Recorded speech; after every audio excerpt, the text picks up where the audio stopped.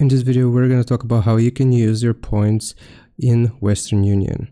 So here's how it works. First, you will need to load up the app or website and sign into your account. Once you have signed in, I'm just going to wait for this to complete.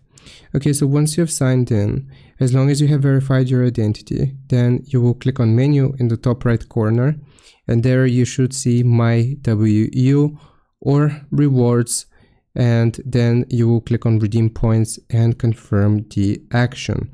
Now, I don't have that option because I have not verified my identity, but how this is going to work after you have clicked on redeem points, when you begin sending or creating a transfer here, then you will go through the normal process. Here I'm just gonna go cash pickup, next, choose the receiver, and then when you are putting money or sending money through your card, then the points will automatically be applied to your account or transfer, and it is automatically going to give you the discount. And that's how it works. I hope this helps. Leave a like and sub. I'll see you next time.